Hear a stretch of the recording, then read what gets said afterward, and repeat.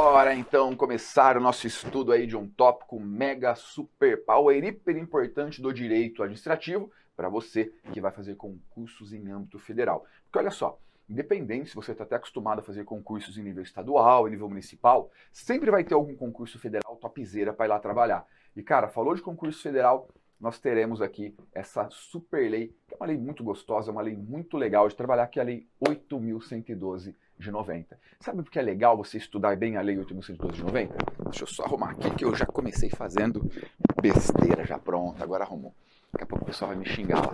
Vamos ver se vai dar certo. Agora deu. Ó, a 8.112 de 90 é o estatuto que rege os servidores públicos civis federais. Essa lei, ela é aplicada em âmbito federal. Ou seja, quando você for fazer um concurso aí para a União, um órgão da União que são vários, para uma autarquia, para uma fundação pública federal, tu trabalha com essa lei. Então é importante você ter ela aí dentro do seu rol de tópicos. Eventualmente, você faz um concurso ali estadual, um concurso municipal, aí essa lei não vem, a não ser que seja um concurso meio esquisito. Eu já vi, tá? Eu já vi, mas tudo bem. Normalmente não vem, mas se vier faz parte. Mas sabe o que é interessante? Esse conteúdo você vai encontrar ele mais hora menos hora, então você tem que trabalhar ele mais firme.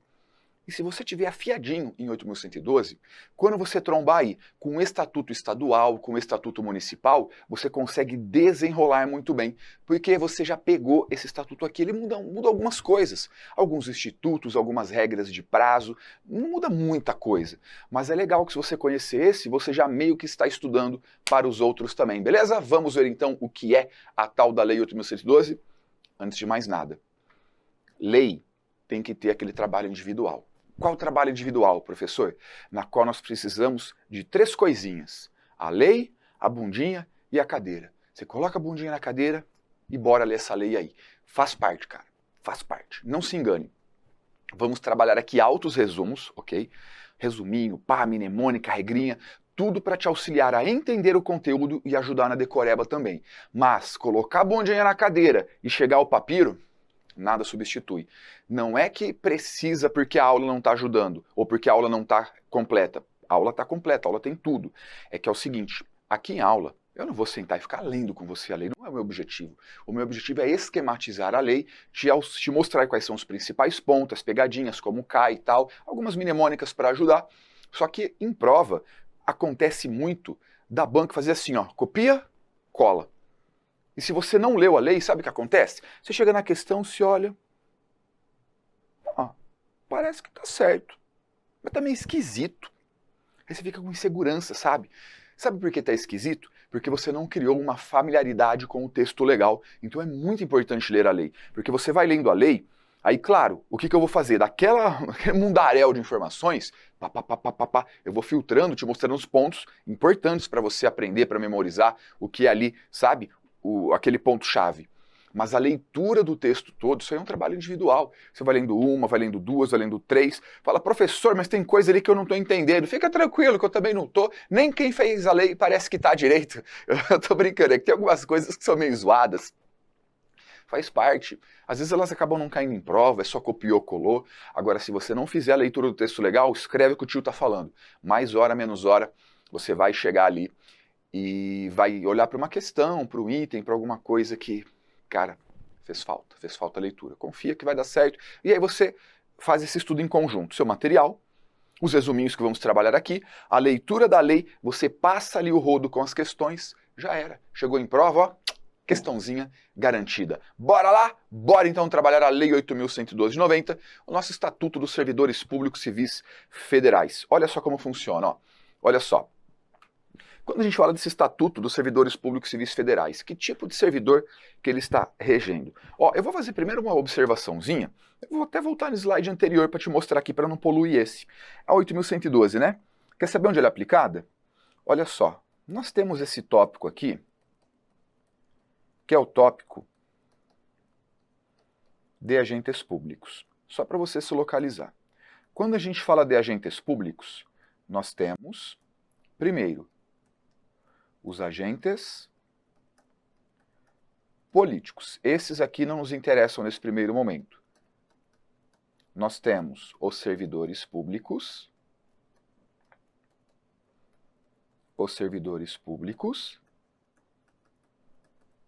e também os particulares em colaboração. Eu vou falar para você que essa parte nem é obrigatória você copiar, mas copia se quiser. Preciso que você entenda, tá? O que está rolando aqui. Que você entenda. Quando a gente fala dos servidores públicos, você sabe que nós temos 3 categorias.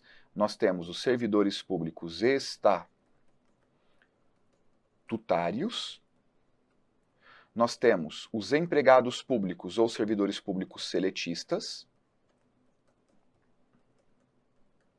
e nós temos também os temporários. Olha, até aqui eu não trouxe nenhuma informação nova, além daquela vista no tópico de agentes públicos. Mas veja bem, a Lei 8.112 é a lei que vai reger essa galera aqui, ó. Dentro do âmbito dos servidores estatutários, nós temos a União, Estado, DF, município, tal. A gente vai olhar aqui os estatutários em âmbito federal. É aqui que está a Lei 8.112, só para te ajudar a se localizar, só para você se localizar. Bem simples. Então, quando a gente fala de agentes públicos, nós temos aquele conceito amplo.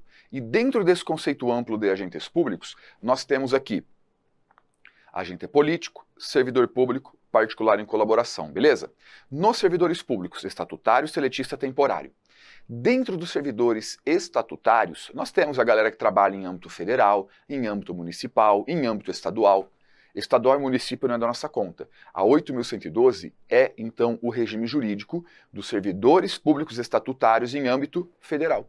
Se você vai fazer um concurso estadual, um concurso municipal, provavelmente, né, não 100%, mas tem uma chance muito grande de cair o estatuto próprio no edital. Aí vai ser o estatuto do estado, o estatuto do município. É uma outra regra, funciona de maneira diferente, embora bastante semelhante. Aí o que você estuda aqui, muita coisa você vai reparar que é assemelhado, beleza? Deu pra gente sacar então, ó, onde está localizada a Lei 8.112, onde está localizada a 8.112. Agora vamos lá para o conceitinho. Quando a gente fala então da Lei 8.112, nós estamos falando do Estatuto dos Servidores Públicos Civis Federais. Primeiro ponto que nós temos que entender é o seguinte: qual é o alcance dessa lei? Para quem ela é aplicada? Para quem ela é aplicada? Então a 8.112, ela é aplicada no âmbito da União, para os servidores estatutários da União, para os servidores das autarquias e também para os servidores das fundações públicas. Mas tem um pequeno detalhe, viu? Quando a gente fala servidor de autarquia e de fundação pública, é uma autarquia e uma fundação pública federal. Autarquias e fundações públicas em âmbito federal. Fica de olho. Nesse caso, quando a gente fala aqui da Lei 8.112, você tem que ler o artigo 1º, que ele fala que é o regime jurídico dos servidores da União, das autarquias, inclusive em regime especial, e das fundações públicas federais. Se você não tivesse lido a lei, talvez esse conceito que eu acabei de narrar para você, ele soasse estranho. Não vai soar estranho, porque você, além de ver aqui onde ele é aplicado, você leu a lei. Que, viu? Deixa eu te dar um exemplo. Imagine que é uma questão de certo e errado, ou é uma alternativa numa prova de múltipla escolha, um item, que fala assim, ó. A Lei 8.112 de 90 é o regime jurídico que rege os servidores da União, das autarquias, inclusive em regime especial, e das fundações públicas federais. Você ia falar, cara, em regime especial, tá certo, tá correto. É o texto da forma que ele tá. Por isso que a leitura é importante, beleza? Então, artigo 1º da lei já chove em prova. Cuidado com o seguinte, ó, cuidado com algumas pegadinhas. Cuidado com algumas pegadinhas. Olha só.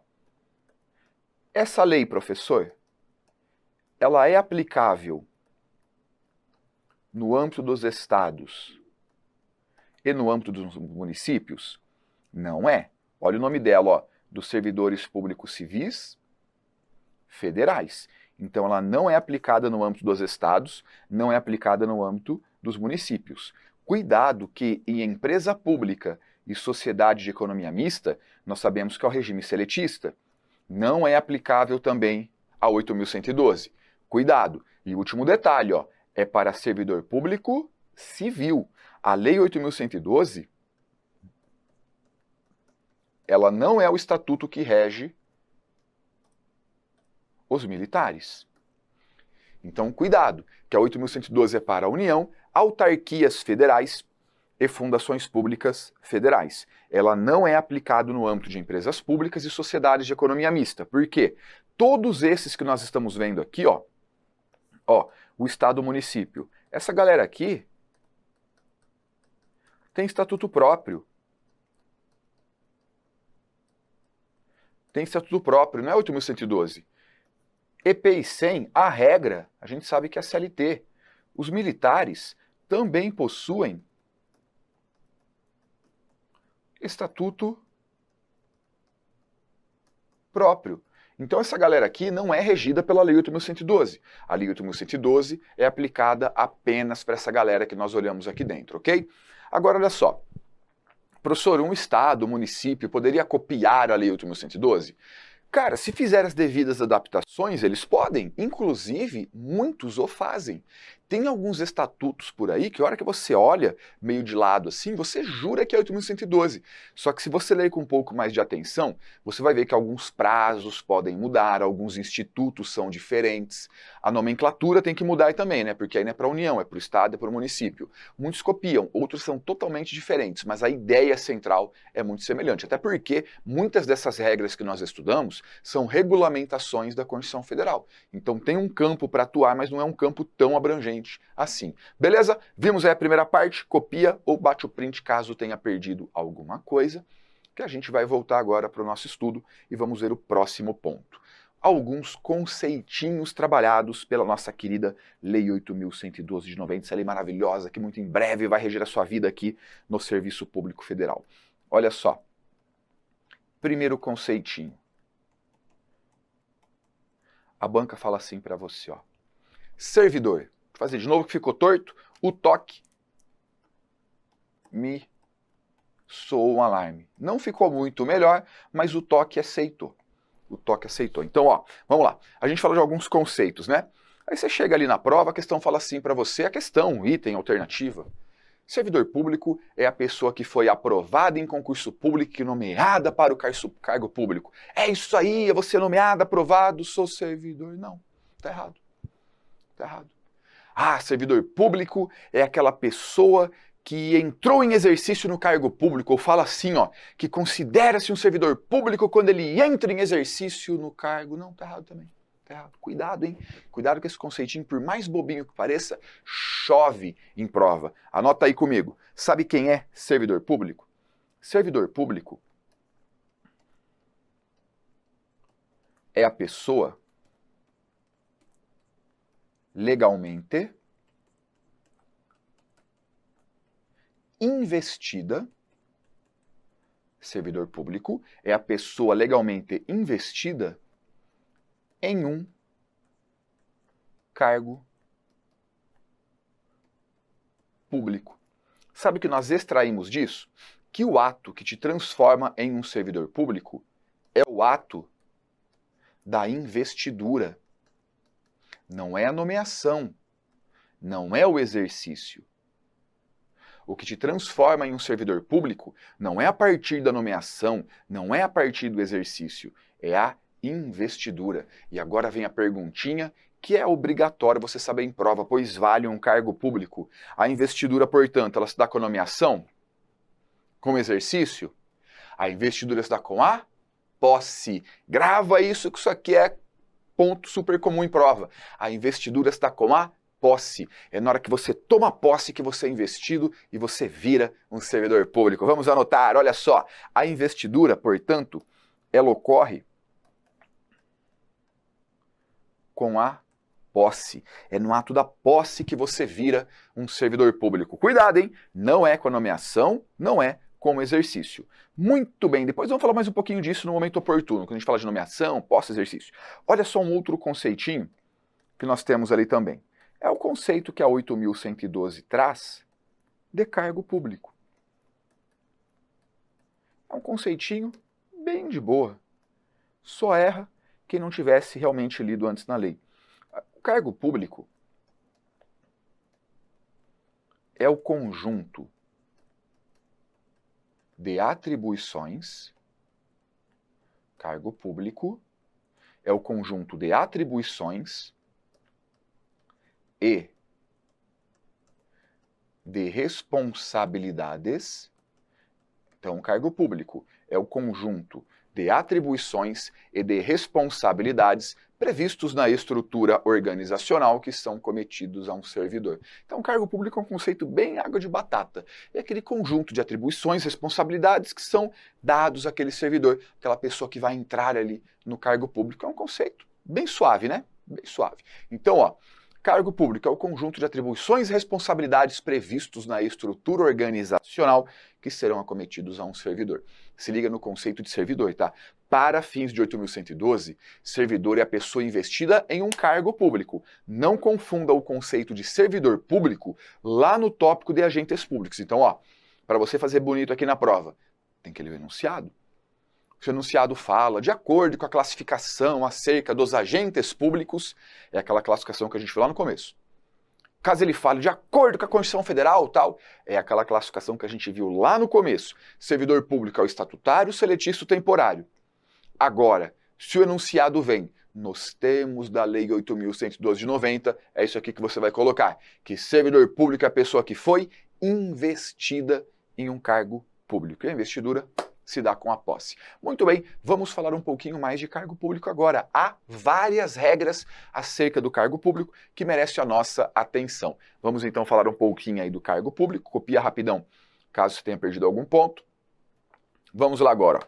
Algumas regrinhas então bastante importantes acerca dos cargos públicos. Primeira regrinha, cargo público pode ser criado. Os cargos públicos, portanto, eles podem ser para provimento.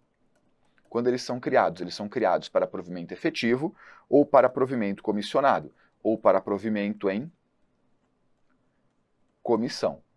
E essas diferenças nós já sabemos. O cargo público efetivo é aquele que tem concurso público, a pessoa está sujeita a um estágio probatório, mas depois de 3 anos o negócio fica bonito, porque ele adquire a famosa estabilidade. Cargo em comissão está lá no artigo 37, inciso 2 da Constituição Federal. São cargos de livre nomeação e livre exoneração. Não tem concurso, a autoridade vai lá, você te chamou. Ah, que legal, tal. Só que a hora que a autoridade encheu o saco, ele só manda embora, ele nem precisa justificar. Mas, talhos, tem pessoas que trabalham regidas pela 8.112 que não fizeram concurso?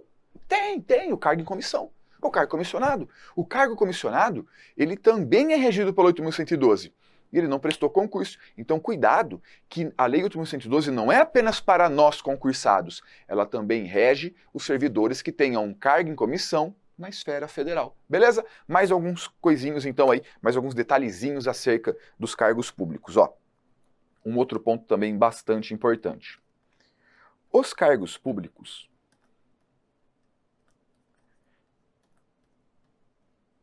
eles são acessíveis, primeiramente, aos brasileiros. Olha só, os cargos públicos são acessíveis, primeiramente, a nós, brasileiros. E quando a gente fala aqui de brasileiros, tanto faz se é brasileiro nato ou brasileiro naturalizado. Então, cargo público é coisa de brasileiro. É coisa de brasileiro. Tanto faz se é brasileiro nato como brasileiro naturalizado. Se ele tem a nacionalidade originária ou a nacionalidade derivada. Tanto faz. Agora a pergunta que não quer calar. E estrangeiro pode ter acesso a cargo público? Porque, ó, os cargos públicos são plenamente acessíveis a nós, brasileiros. Seja o brasileiro nato ou naturalizado. Aquele que tem a nacionalidade originária ou a nacionalidade derivada, tanto faz. Nós temos alguns casos específicos que estão lá na Constituição Federal que prevêem cargos privativos de brasileiro nato. Mas aí é direito constitucional, né? É regrinha do mp3.com. Ministro do STF, presidente da República e vice, presidente da Câmara dos Deputados, presidente do Senado Federal, carreiras diplomáticas oficiais das Forças Armadas e ministro de Estado da Defesa. Mas isso aí só estou jogando aqui para você relembrar lá de constitucional, porque não é administrativo isso. Mas os cargos públicos, como regra geral, que é o que a gente está estudando, são acessíveis a brasileiros. Beleza. E o estrangeiro? Pode ter acesso a um cargo público? O que a CF fala? A Constituição Federal fala que os estrangeiros podem ter acesso a cargos públicos na forma da lei. Então a Lei 8.112, ela traz algumas situações em que estrangeiros podem ocupar cargos públicos. Vamos lá, vamos anotar. Olha só. Olha só. Os cargos públicos são acessíveis a brasileiros. Beleza? Essa é a regra. Mas aqui na 8.112, os estrangeiros também têm vez. Eles também podem ter acesso a alguns cargos públicos. Eles podem ter acesso a cargo público de professor,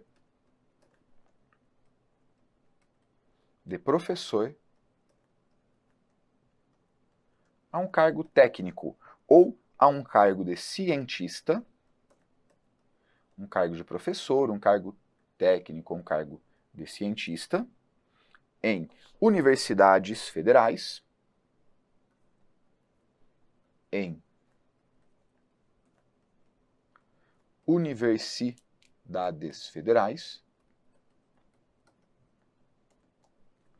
e instituições de pesquisa científica e tecnológica, instituições de pesquisa federais. Estou resumindo, tá? Depois você ler tudo. Então, veja bem, o estrangeiro também pode ter um cargo aqui no âmbito federal, mas de forma restrita. Apenas cargo de professor, técnico ou de cientista em âmbito aí das universidades federais ou de instituições de pesquisa científica ou tecnológica federais, beleza? Essas são as duas primeiras regrinhas acerca dos cargos públicos. Ainda não acabou, tem bastante coisa para a gente ver acerca dos cargos. Então, ó, copia rapidão aí, lembrando da regra geral que a CF trata, que isso cai bem em prova, tá? Cargo público é coisa de brasileiro, mas na forma da lei, em casos especiais, estrangeiros também podem ter acesso a cargos públicos. E aqui a 8.112 nos traz essas situações. Professor, técnico ou cientista em universidade, instituição de pesquisa federal. Belê? Belê. Copia aí que agora a gente vai continuar falando de cargo público. Não acabou não? Ih, cargo público, velho, tem um monte de coisa pra gente trocar ideia aqui. Olha só, quando a gente fala também dos cargos públicos, ó, próxima regrinha. A criação e a extinção dos cargos públicos, a criação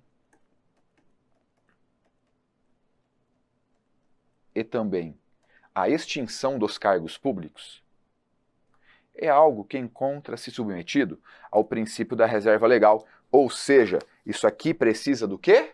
Lei.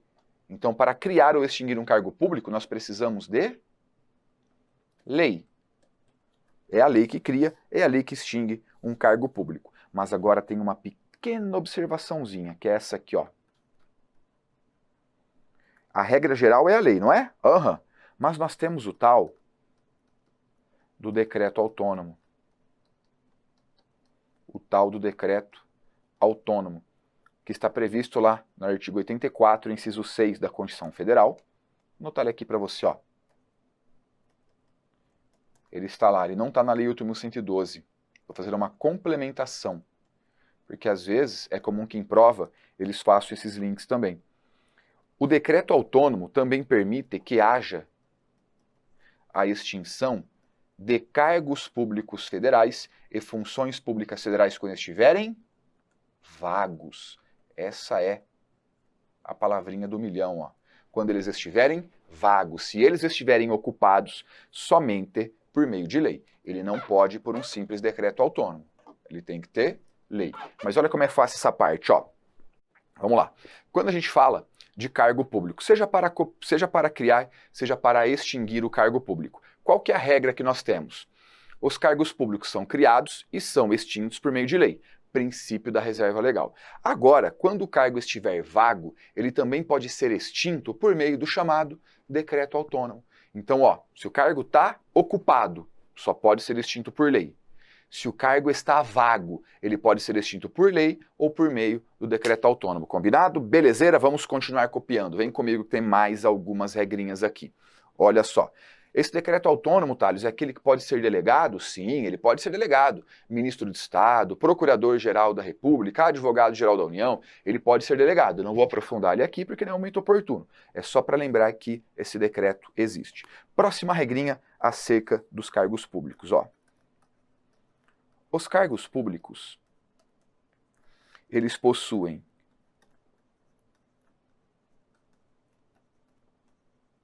denominação própria, eles têm nome.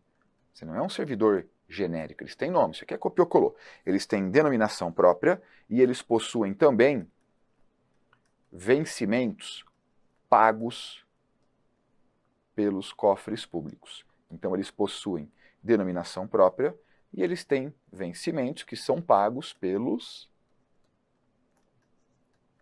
cofres públicos. Uma parte bem tranquila também, né? Um pedacinho aqui super de boa. Então, os cargos públicos, eles têm denominação própria, eles têm nome, está lá o nome do cargo. E eles terão os seus vencimentos pagos pelos cofres públicos. Quem paga os servidores são os cofres públicos. Bobeira. Deixa eu perguntar um negócio. Pode ser feita a prestação de serviços gratuitos? E aí? Não pode. Quer ver? Anota comigo que isso aqui é um ponto bem importante.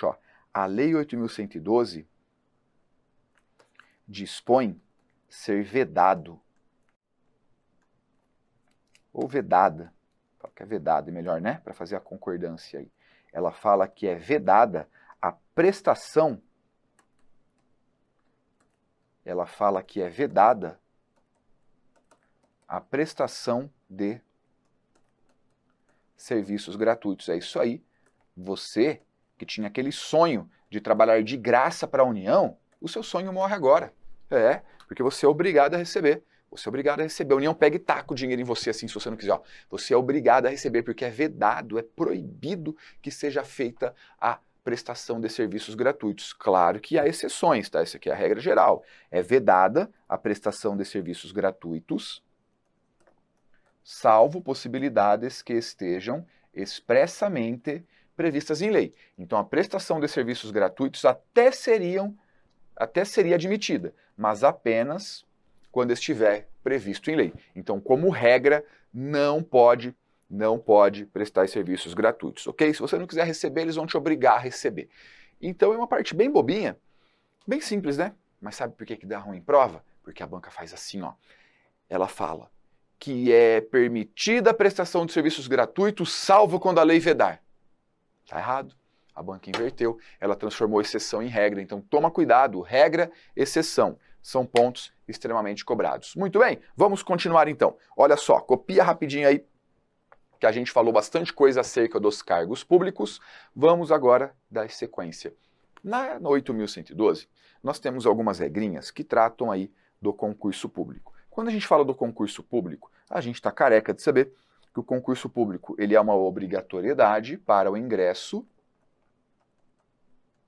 em cargo efetivo. Isso aqui eu estou colocando só para gastar pilha da caneta, tá? Porque nem precisava. Porque você já viu várias vezes comigo aqui que concurso público é só para carga efetiva e emprego público. Carga em comissão não tem. Vamos ver algumas regrinhas acerca dos concursos públicos. O concurso público ele pode ser de provas ou provas e títulos. Ele pode ser de provas ou provas e títulos. Eu também não vou esmiuçar muito aqui, porque é algo visto bem mais legal no tópico de agentes públicos. É aquela regrinha que fala que o concurso público é de provas ou provas e títulos. Não tem concurso público sem provas. O xizinho, ninguém escapa. É que tem a possibilidade de, além das provas, ter também provas e títulos. Aí lembrando A jurisprudênciazinha que também é vista em momento oportuno lá em agentes públicos, que fala que a fase de títulos tem caráter meramente classificatório, ela não tem caráter eliminatório, porque assim, ó, a parte de provas tem caráter classificatório e eliminatório. Se você não fez um tanto mínimo, você está eliminado do concurso, e dependendo do tanto que você fez, você sobe ou desce na lista. Já a fase de títulos, ela tem caráter meramente classificatório. Mesmo que você tenha 0 títulos, você não é eliminado do concurso. Você apenas vai subir ou descer nessa listinha. Beleza? Beleza, só refrescando a memória. Vamos continuar falando do concurso. Ó. O concurso público, ele tem um prazo de validade.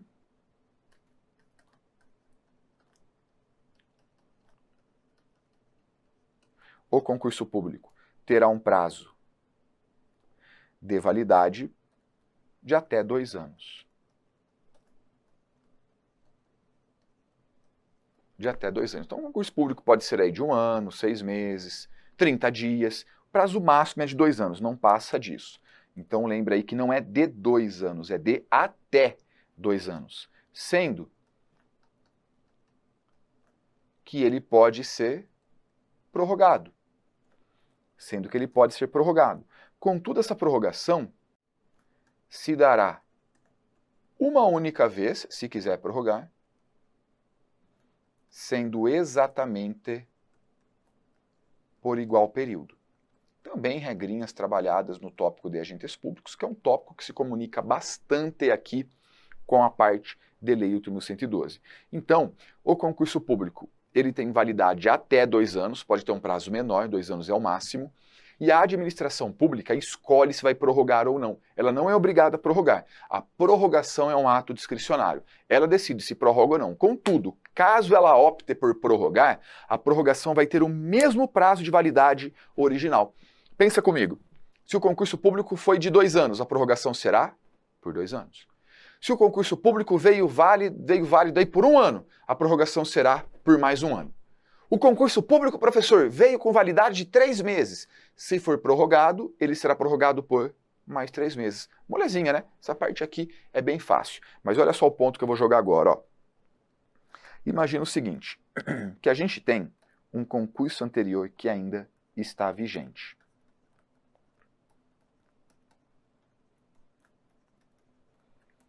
Tem lá, o concurso anterior ainda está vigente. Ou seja, a administração pública fez um concurso e esse concurso ainda está vigente. E nesse concurso, logicamente, nós temos pessoas que foram aprovadas, contudo, esses cabras aqui ainda não foram nomeados. Eles foram aprovados, mas não foram nomeados. É aquela pergunta. Nessa situação, pode ser aberto um novo concurso? Nessa situação que nós estamos analisando aqui. Nessa situaçãozinha aqui tem aquela pergunta, ó. Administração pode abrir um novo concurso? Cuidado, que aqui a resposta depende. É meio sacanagem, né? Faz parte, mas a resposta depende. Olha só, se a pergunta for aí, nos termos da nossa querida Lei 8.112 de 90, que é o regime jurídico dos servidores públicos estatutários, cara, a 8.112 é curta e grossa, sabe o que ela fala? Não. Ela fala que não pode. Agora, caso a questão venha trabalhando o texto constitucional, aí não tem problema, a CF não proíbe expressamente. Ela apenas determina que deve haver uma prioridade na nomeação. E nesse caso, não é um conflito que existe não. É porque a CF tem uma regra e a regulamentação em âmbito federal fez de forma diversa, não é uma contrariedade. Não tem contrariedade. Então, cuidado com o enunciado. Normalmente o enunciado vem aqui, ó, nos termos da Lei 8.112 de 90. Mas ele pode vir também nos termos da Constituição Federal. Então repare que pode variar. É muito mais comum a questão que trabalha aqui, 8.112, muito mais comum. É fácil, não pode. Não vai abrir um novo concurso enquanto houver concurso anterior que ainda está em validade. E tem gente na lista esperando para ser chamada. Não pode abrir. A CF já não faz essa proibição expressamente. Ela apenas determina que vai ser dada uma prioridade na ordem de nomeação. É tipo assim, tem dois concursos, o concurso 1 e o concurso 2. Vamos respeitar a vez do coleguinha que chegou primeiro. Primeiro nomeia do primeiro concurso, depois nomeia do segundo concurso. Fácil pra caramba, né? Só ficar atento ao enunciado e correr para abraço. Olha só um próximo ponto agora, ó. A Constituição Federal fala que a lei reservará um percentual das vagas para os portadores de deficiência. Então, nós temos aqui uma reserva regulamentada pela 8.112. A Lei 8.112, ela faz uma reserva de vagas para pessoas com deficiência, para PCD, pessoas com deficiência. Qual que é o percentual, Thales? É de 20%? Cuidado! Aqui na Lei 8.112, ela determina que é de até 20%. Não é 20% das vagas, é até. O 20% é um percentual máximo. Pode ser colocado ali um percentual menor. 5%, 10%, pode ser colocado um percentual menor. O máximo é 20%, não pode ultrapassar. Nós não temos na Lei 8.112 um mínimo, mas nós temos aí em legislação federal um mínimo de 5%. Não está no 8.112. Vamos anotar, né? Vamos anotar aí. Ó, vou colocar aqui para você só para a gente deixar completinho. Mas tem aí, não está na 8.112. Mas existe, esse mínimo de 5%. Ele não se encontra no 8.112, mas sabe como é, né? Direito administrativo, é meio caso da mãe Joana, às vezes o examinador ali faz um pouquinho de bagunça e a gente precisa saber essas coisas também. A gente tem que ficar ligado nessas paradas também. Então, ó, o que nós acabamos de estudar? As regras aqui acerca do concurso público. Lembre-se que quando a gente fala da reserva de vagas para deficientes, a 8.112 trouxe um patamar máximo, que é o seguinte, deixa eu te dar um exemplo, tá? Já caiu em prova. Imagine que um concurso público vem com 4 vagas.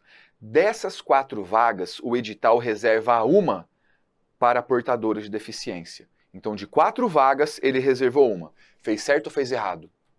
Fez errado. Sabe por quê? Se eu tenho 4 vagas e eu reservo uma, quanto que a gente reservou? 25%. E o máximo é 20%. Então não pode. É a mesma coisa. Tem jurisprudência que fala que se tem 2 vagas e reservou uma, ultrapassou o patamar máximo. Então, para que a reserva seja feita, nós precisaremos de, no mínimo, 5 vagas, e isso se a reserva estiver em 20%. Cuidado com essa regrinha aí também, que é coisa boba, é coisa fácil. Você só perde na hora da prova se não tivesse ficado antenado antes. Beleza? Show de bola. Copia rapidão aí, que a gente viu então esse ponto que fala do concurso público, mas, nossa, tem um monte de coisa para a gente trabalhar ainda acerca do 8.112. É uma lei bem grande, é uma lei bem detalhada, e a gente vai ver um detalhezinho por vez. Mas aí, para a gente dar uma respiradinha, vamos encerrar essa parte e a gente continua tratando aí na sequência todas essas disposições da 8.112. Valeu? Até já!